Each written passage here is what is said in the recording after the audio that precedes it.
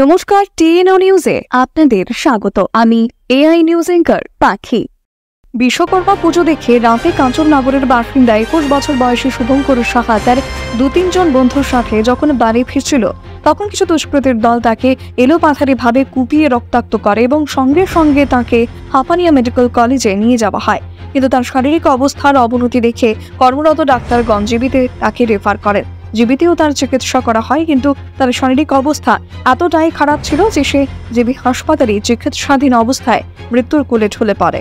শুভঙ্করকে এইভাবে নির্মমভাবে আক্রমণ করা, তার মুখে কপালে নির্বিচারে ধারালো অস্ত্র দিয়ে কুপিয়ে হত্যা করা তার পরিবার বর্গ, বন্ধু এবং এলাকাবাসী কেউ মেনে নিতে পারছেন না। শুভঙ্করের মৃতদেহ ময়না তদন্তের পর পরিবারের হাতে তুলে দেওয়া হয় এবং তার পরিবারবর্গ, এলাকাবাসী ও বন্ধু সবাই মিলে জিবি হাসপাতাল থেকে র্যালি করে শেষ শ্রদ্ধাঞ্জলি দেওয়া হয় এবং সবাই মিলে তার অপরাধীদের বিচার চাওয়া হয়।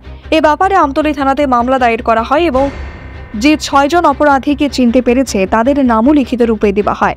আমতলী থানার পুলিশ 6 জন থেকে 1 জনকে ধরতে পেরেছে বলে মৃত ছেলের অসহায় বাবা জানান এবং কাঁদতে কাঁদতে ছেলের অপরাধীদের উপযুক্ত শাস্তিরও দাবি করেন।